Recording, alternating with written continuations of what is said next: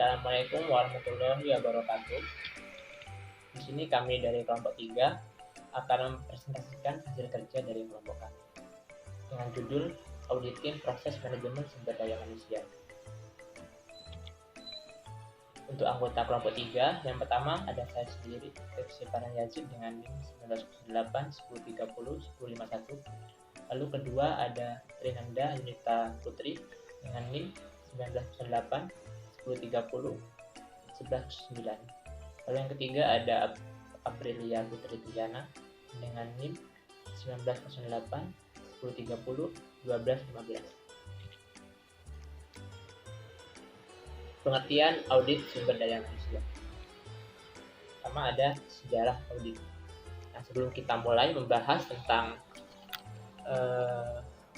pengertian dari audit MSDM atau manajemen sumber daya manusia, ada baiknya kita mengetahui dulu sejarah awal mula adanya audit. Mungkin bukan sesuatu yang mudah bagi kita semua untuk mengetahui secara tepat kapan sih audit itu pernah dilakukan. Namun ada sebuah perusahaan yang dikenal dengan nama Deep Group Company, yaitu perusahaan dari Jerman, di mana sudah memiliki manual audit sejak awal tahun 1875. Dan di Amerika juga ada perusahaan yang bergerak di bidang transportasi sudah melakukan audit internal pada tahun 1919. Nah, beberapa hal yang menarik yang telah diungkapkan dalam laporan audit tersebut antara lain seperti adanya efisiensi, lalu pembelanjaan yang berlebihan, serta ketidakjujuran. Nah, untuk dugaan kapan audit pertama kali ini dilakukan, ada seorang ahli yang bernama Fraser and Seward pada tahun 1982 itu pernah menyatakan bahwa audit itu mungkin sudah dilakukan jauh sebelum ditemukannya sistem tata buku double entry. Nah, lalu Fisher dan Seward ini menyatakan hal itu disebabkan bahwa ada dasarnya audit dilakukan karena adanya akal sehat yang logis, yang merupakan bagian dari fungsi manajemen, yaitu pengendalian.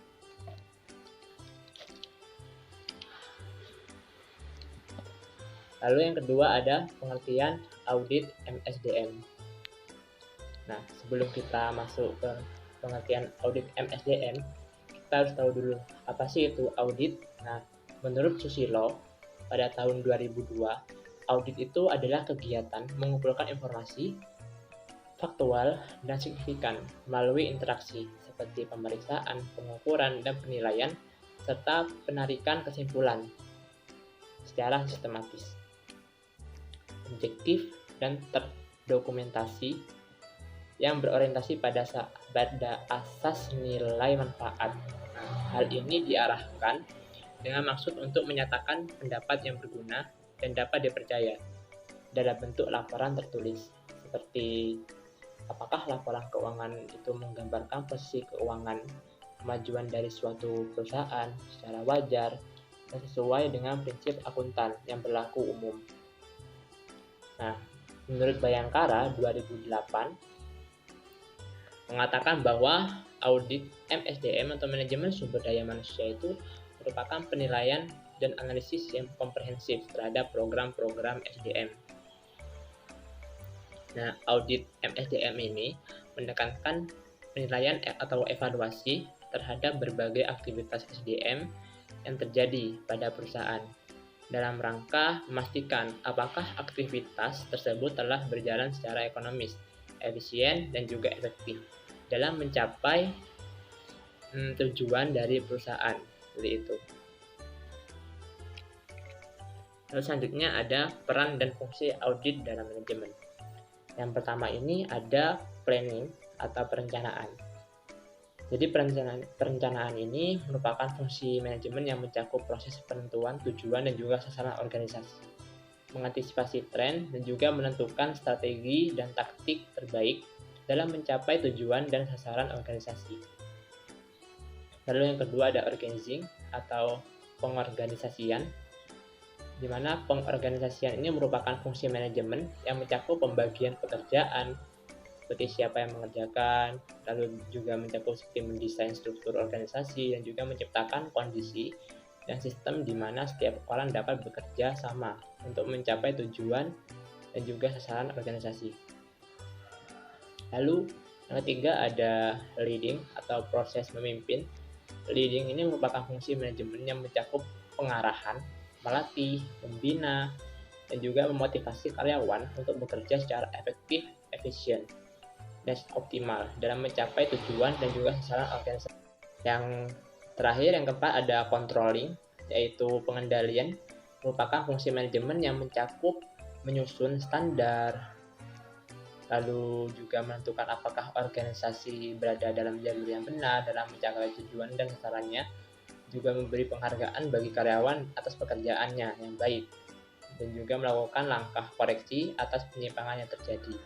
Jadi sebenarnya audit ini dilakukan untuk memastikan bahwa organisasi itu berjalan ke arah yang benar dalam menciptakan atau mencapai tujuannya secara optimal, juga efektif dengan biaya yang seminimal mungkin. Selanjutnya, saya akan menjelaskan tentang tujuan dan manfaat audit sumber daya manusia. Lihat di sini ada Departemen Sumber Daya Manusia, Sistem Manajemen Sumber Daya Manusia. Nah, pembinaan dan pengembangan SDM idealnya itu dilakukan dan menjadi tanggung jawab seluruh pihak dalam perusahaan atau organisasi. Seperti ada ungkapan every manager is human research manager, yang berarti setiap manajer adalah manajer SDM. Hal ini bukan berarti mereka melepas tanggung jawab akan lini masing-masing, seperti pemasaran, keuangan, produksi, dan sebagainya. Namun selain tanggung jawab lini masing-masing, mereka juga bertanggung jawab akan pembinaan dan pengembangan SDM di departemennya. Dengan demikian, tanggung jawab pembinaan dan pengembangan SDM tidak hanya terletak di Departemen SDM. Departemen SDM bertanggung jawab akan pembinaan dan pengembangan SDM di departemen sendiri dan juga memikul tanggung jawab bersama dengan manajer lini terkait pembinaan dan pengembangan SDM di perusahaan secara keseluruhan. Departemen SDM diberi kepercayaan top manajemen untuk menyusun dan mengembangkan sistem manajemen SDM karena memiliki keahlian yang spesifik. Selain itu, Departemen SDM memiliki kewenangan untuk memberikan saran atau masukan kepada manajer lini terkait dengan permasalahan SDM. Nah, selanjutnya itu ada proses manajemen SDM. Proses manajemen SDM ini secara umum dibagi menjadi 3 aktivitas besar, yaitu attraction, development, dan retention. Aktivitas attraction atau penarikan SDM terkait dengan bagaimana menarik SDM yang dimulai dari proses perencanaan SDM, analisa jabatan, sampai rekrutmen dan seleksi. Yang kedua ada development. Aktivitas development atau pengembangan SDM terkait dengan proses pengembangan karyawan agar sesuai kebutuhan organisasi, antara lain melalui proses pembelajaran, pelatihan, penilaian, dan pengembangan karyawan. Dan yang ketiga, retention. Aktivitas retention atau retensi SDM terkait dengan program pemeliharaan karyawan, antara lain melalui karir, kesejahteraan, dan hubungan industrial. Selanjutnya, seiring dengan perkembangan perusahaan dan lingkungan organisasi yang makin kompleks, peran Departemen SDM ini menjadi lebih luas dan tidak lagi sekedar menangani proses manajemen SDM.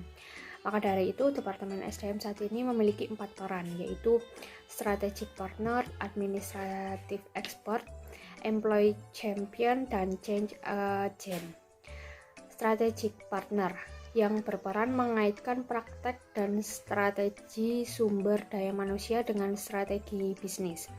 Yang kedua ada Administrative Expert yang berperan membangun dan mengembangkan infrastruktur manajemen SDM. Peran ini adalah peran tradisional Departemen SDM yang masih harus dijalankan. Yang ketiga ada Employee Champion yang terlibat dalam permasalahan sehari-hari. isu dan kebutuhan karyawan agar mereka dapat memberikan kontribusi yang maksimal. Dan yang terakhir ada change agent yang berperan dalam proses transformasi dan perubahan yang terjadi dalam organisasi. Nah, keempat peran Departemen SDM tersebut terbagi dalam 4 kuadran yang fokus pada proses atau fokus pada orang dan fokus pada masa depan atau fokus pada operasional sehari-hari yang digambarkan sebagai berikut. Nah, yang itu adalah gambar peran SDM dalam membangun organisasi kooperatif yang sudah diberi panah. Selanjutnya ada tujuan audit MSDM. Audit MSDM dilakukan untuk mencari informasi terkait pengelolaan SDM yang bertujuan untuk menjamin ketaatan, efektivitas, dan efisiensi pengelola SDM demi kepentingan pengendalian organisasi.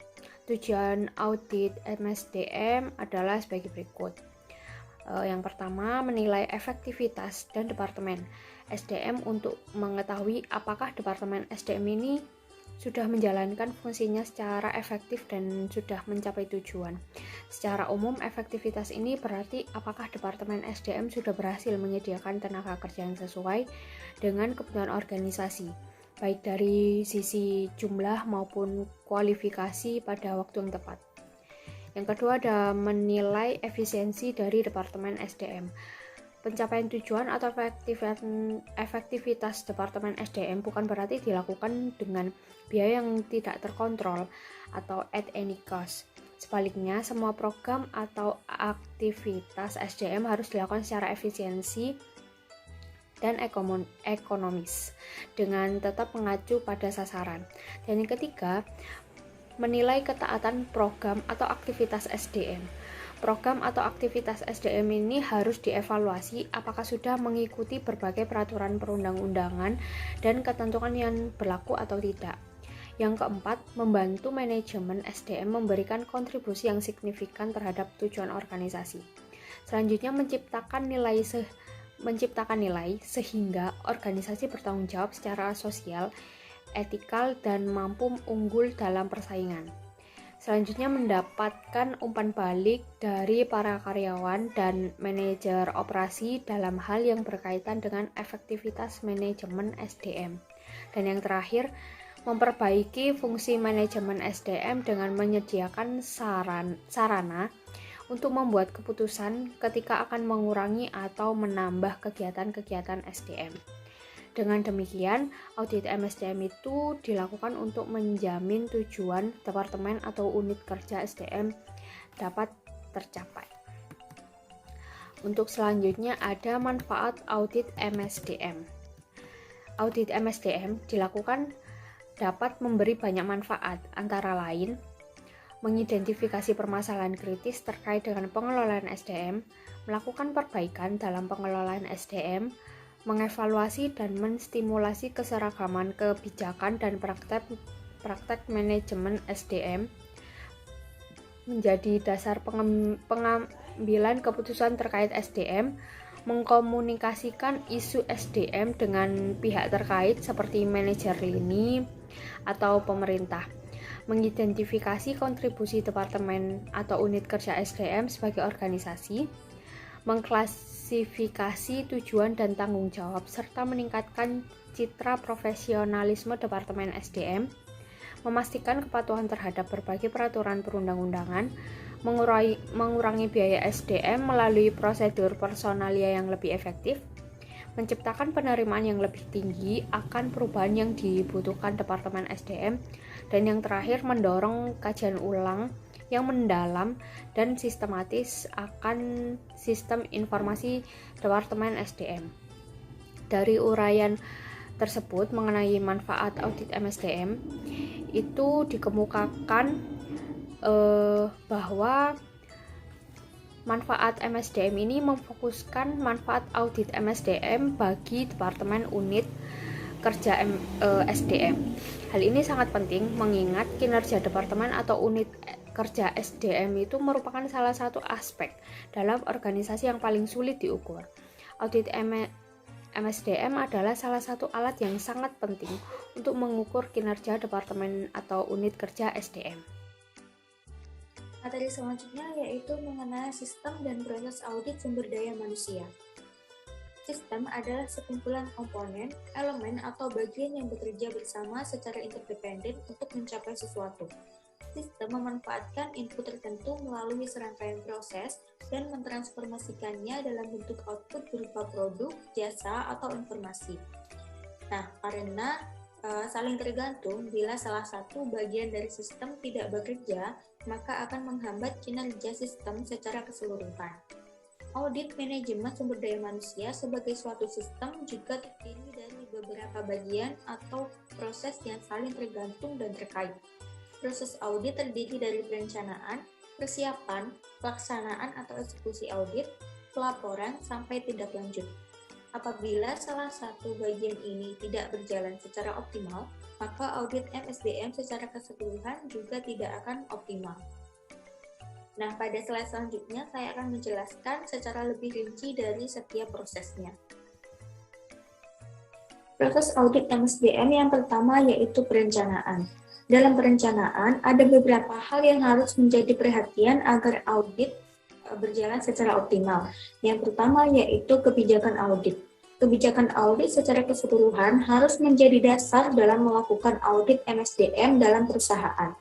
Hal ini mengingat manajemen sumber daya manusia adalah bagian dari sistem manajemen yang saling terkait dengan sistem lainnya dalam perusahaan.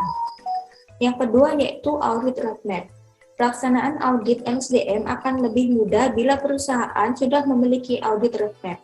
Audit roadmap merupakan visualisasi dari strategi dan proses audit yang berlaku secara spesifik di suatu organisasi. Yang ketiga yaitu perencanaan audit tahunan. Perusahaan umumnya memiliki rencana aktivitas dari semua departemen yang sering disebut rencana kerja dan anggaran perusahaan atau RKAP. Namun, audit MSDM bisa saja dilakukan di luar rencana audit yang telah disusun apabila ada kebutuhan yang mendesak. Yang selanjutnya yaitu permintaan audit. Perencanaan audit tahunan yang telah disusun bisa saja berubah sesuai dengan kebutuhan perusahaan dan penentuan prioritas. Bahkan meskipun audit MSDM tersebut awalnya tidak direncanakan. Permintaan audit MSDM dapat berasal dari manajemen puncak perusahaan atau bisa saja berasal dari departemen itu sendiri. Yang terakhir yaitu penentuan ruang lingkup audit. Ruang lingkup audit harus dibatasi setelah adanya permintaan audit, mengingat ruang lingkup audit MSDM yang sangat luas. Ruang lingkup audit MSDM dapat mencakup seluruh proses atau aktivitas manajemen SDM, atau bisa juga hanya satu atau beberapa aktivitas SDM seperti proses rekrutmen dan seleksi atau pelatihan dan pengembangan karyawan. Proses audit MSDM yang kedua yaitu persiapan. Nah, dalam persiapan ini dilakukan beberapa kegiatan. Yang pertama yaitu perumusan tujuan. Tujuan audit MSDM harus dirumuskan secara spesifik, terukur, realistis, relevan dalam koridor waktu yang jelas. Yang kedua yaitu pembatasan ruang lingkup. Ruang lingkup audit yang sudah disusun dalam tahap perencanaan kembali dirumuskan dan ditegaskan. Mungkin saja ada perubahan ruang lingkup. Apakah ruang lingkup audit MSDM semakin luas atau malah dikurangi? Yang ketiga yaitu perumusan program audit. Program audit MSDM merupakan turunan dari ruang lingkup audit MSDM. Program audit akan memudahkan pelaksanaan audit secara keseluruhan. Program audit MSDM ini kemudian dituangkan dalam kertas kerja audit MSDM. Selanjutnya yaitu penentuan metode audit. Audit MSDM memiliki beberapa pilihan metode yang masing-masing memiliki kelebihan dan kelemahan. Metode audit MSDM harus dipilih sesuai dengan program audit, sesuai dengan situasi atau kondisi pada saat pelaksanaan audit. Yang kelima yaitu penyusunan jadwal dan tim audit. Jadwal audit MSDM harus disusun secara cermat dan harus selesai sesuai dengan koridor waktu yang telah ditetapkan. Selain jadwal, dalam pelaksanaan audit juga harus ditentukan personil atau auditor yang akan melakukan audit, baik itu internal auditor maupun eksternal auditor. Selanjutnya yaitu investigasi awal. Investigasi awal mungkin saja dilakukan dalam tahap perencanaan, seperti analisis awal dokumen atau wawancara awal. Investigasi awal ini penting untuk dilakukan terutama apabila tujuan dan ruang lingkup audit masih samar atau belum dirumuskan secara jelas. Yang terakhir yaitu pengumuman audit. Nah, ketika semua perencanaan audit sudah selesai dilakukan, maka auditor akan memberi pengumuman kepada auditee atau pihak yang diaudit. Pengumuman ini antara lain berisi tujuan audit yang akan dilakukan, ruang lingkup audit, dan jadwal audit MSDM.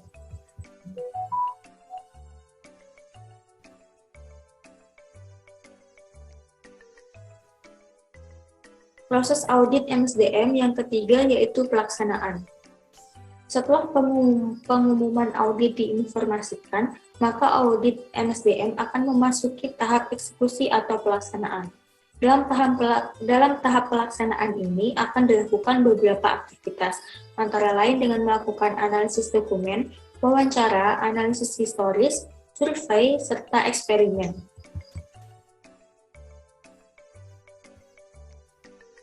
Proses yang keempat yaitu pelaporan audit MSDM. Penyusunan laporan audit dapat dibuat dengan melakukan berbagai hal. Yang pertama yaitu diskusi.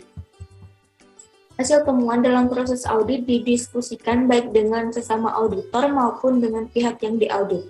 Diskusi ini diperlukan untuk mempertajam temuan terutama yang bersifat material atau penting. Yang kedua yaitu klarifikasi. Temuan audit dapat diklarifikasi dengan pihak yang diaudit karena bisa saja antara auditor dan auditee memiliki persepsi yang berbeda atas suatu temuan, terutama terkait dengan konteks pada saat temuan audit MSDM tersebut terjadi. Yang ketiga yaitu closing meeting. Nah, setelah audit MSDM selesai dilakukan, maka etikanya adalah ada pertemuan penutupan atau closing meeting. Hal ini dapat bermanfaat untuk proses lebih lanjut dalam membina hubungan baik, khususnya untuk rencana tindak lanjut dari audit MSDM. Yang terakhir yaitu penyusunan laporan. Laporan audit MSDM disusun sesuai dengan format yang direncanakan atau sesuai dengan format yang telah disepakati sebelumnya. Proses audit MSDM yang terakhir yaitu tindak lanjut. Hasil dari audit MSDM yang dituangkan dalam laporan perlu ditindaklanjuti dengan yang pertama, penyusunan rekomendasi. Rekomendasi ini bisa saja menjadi satu bagian dalam laporan audit yang disusun oleh auditor, atau mungkin saja terpisah dari laporan audit. Yang kedua yaitu penyusunan program aksi. Rekomendasi akan ditindaklanjuti dengan penyusunan program aksi yang dibuat bersama dengan pihak yang diaudit. Program aksi merupakan penjabaran yang lebih detail dari rekomendasi, meskipun mungkin saja tidak semua rekomendasi dilakukan atau dilakukan secara bertahap. Yang terakhir yaitu evaluasi. Program aksi yang sudah disusun dan dilaksanakan kemudian dievaluasi kembali untuk melihat apakah sudah ada perbaikan atau belum terkait dengan temuan audit MSDM sebelumnya.